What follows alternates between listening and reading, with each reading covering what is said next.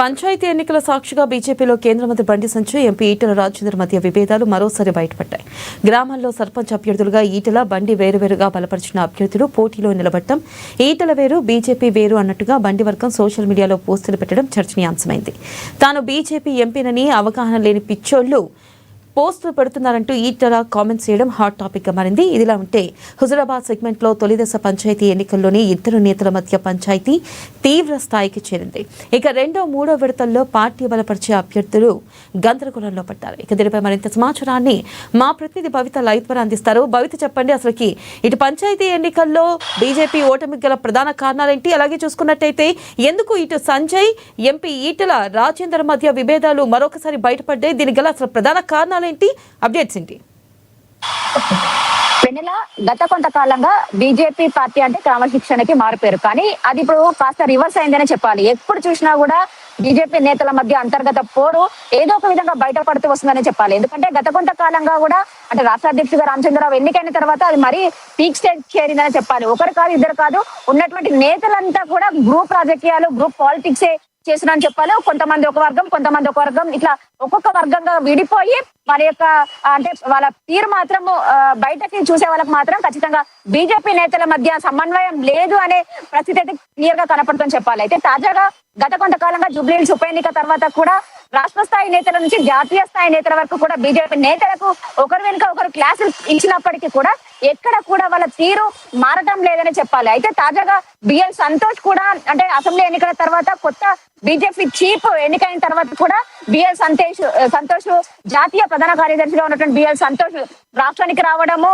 అంటే శివార్లో అంటే నగర శివార్లో ఒక మీటింగ్ ఏమో అక్కడ ఉన్నటువంటి నేతలందరికీ కూడా కొంత క్లాస్ పీకినట్టుగానే చెప్పారు. ఎందుకంటే బీజేపీ నేతలంతా కూడా సమన్వయంగా పనిచేయాలి, బీజేపీ కోసం పనిచేయాలి, బీజేపీ వర్గంగా పనిచేయాలి తప్ప ఈటల వర్గం, బండి వర్గం, కిషన్ రెడ్డి వర్గం అంటూ కూడా ఎవరు పని చేయకూడదు. ఒకవేళ మీకు ఇష్టం ఉంటే ఉండండి, లేదంటే వెళ్ళండి బాస్ అంటూ కూడా వాళ్ళకు కొంత అంటే ఏవైతే వాళ్ళకు కొంత వాళ్ళకు ఇష్యూ జారీ చేసేటువంటి పరిస్థితి కనబడుతుంది. అయితే ఈ నేపథ్యంలోనే బిఎల్ సంతోష్ ఇచ్చినటువంటి క్లాస్ సరిపోలేదంటూ కూడా తాజాగా ప్రస్తుతం పార్లమెంట్ సమావేశాలు జరుగుతున్న నేపథ్యంలో మోదీ అంటే ప్రధాని మోదీ వివిధ రాష్ట్రాల నేతలతో అంటే మీటింగ్లు నిర్వహించిన నేపథ్యంలో తాజాగా గురువారం కూడా సౌత్ రాష్ట్రాలకు సంబంధించి మీటింగ్ నిర్వహించారు. అందులో ముఖ్యంగా తెలుగు రాష్ట్రాలకు సంబంధించిన ఎంపీలందరితో కూడా మీటింగ్ నిర్వహించారు. అయితే ఈ మీటింగ్ లో ఏపీని చాలా ప్రశంసిస్తూ అంటే ఏపీలో పాలిటిక్స్ చాలా బాగున్నాయి, ఏపీకి కావాల్సినటువంటి నిధులన్నిటిని కూడా మంజూరు చేసుకుంటూ వాళ్ళ పాలన చాలా సాఫీగా కొనసాగుతుంటే తెలంగాణ రాష్ట్రానికి ఏమైందంటూ కూడా కొంత మోదీ అసహనం వ్యక్తం చేస్తూ బీజేపీ అంటే టీబీజేపీ నేతల పైన మండిపడ్డట్టుగా తెలిసింది. తాజాగా ఎందుకు గ్రూప్ పాలిటిక్స్ చేస్తున్నారు, ఒకరు చెప్తే వినరా, వినపడడం లేదా, ఎప్పుడు మీరు ఇలా పనిచేస్తూ పోతే ఎప్పుడు రాష్ట్రంలో అధికారంలోకి వస్తుంది బీజేపీ అన్నట్టు కూడా వాళ్ళ పైన కొంత ఆగ్రహం వ్యక్తం చేసిన సందర్భం కనబడుతుంది. అయితే తాజాగా అసెంబ్లీ ఎలక్షన్స్ ఏదైతే 2023 అసెంబ్లీ ఎలక్షన్స్ బీజేపీకి పూర్తి స్థాయిలో పట్టున్నప్పటికీ, బీజేపీ వైపు గాలి వీస్తున్నప్పటికీ కూడా ఎందుకు చేజేతులారా అసెంబ్లీ ఎన్నికల్లో అధికారాన్ని కోల్పోయేలా చేశారు, అధికారాన్ని చేజిక్కునే అవకాశం లేకుండా చేశారంటూ కూడా వాళ్ళ పైన మండిపడినటువంటి నేపథ్యం కనబడుతుంది. అయితే అది పోయిన తర్వాత కూడా అంటే పార్లమెంట్ ఎలక్షన్స్ లో కొంత పుంజుకున్నప్పటికీ కూడా ఎక్కడ కూడా బీజేపీని చూసి అంటే రాష్ట్ర నేతలను చూసి ఓట్లు పడలేదు, కేవలం మోడీ చరిష్మానే పార్లమెంట్ ఎన్నికల్లో పనికొచ్చింది అన్నట్టు కూడా అప్పుడు వార్తలు వచ్చినట్టు నేపథ్యం కనబడుతుంది. తర్వాత ఏంటంటే ఎమ్మెల్సీ ఎన్నికల్లో కావచ్చు పూర్తి స్థాయిలో బీజేపీ కొంత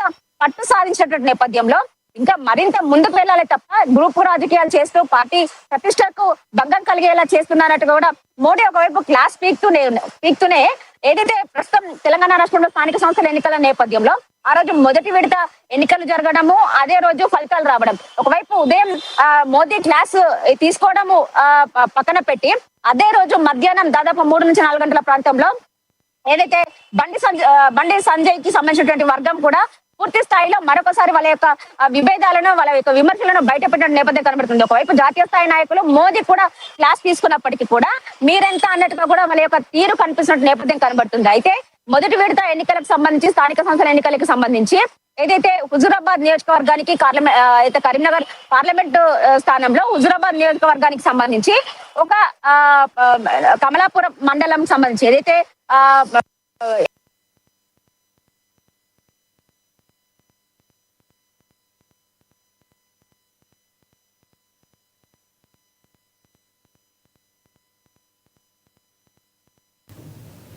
ఇది ఇవాల్టి స్పెషల్ డ్రైవ్. మరిన్ని అప్డేట్స్తో మళ్ళీ కలుసుకుందాం. Keep watching ANN.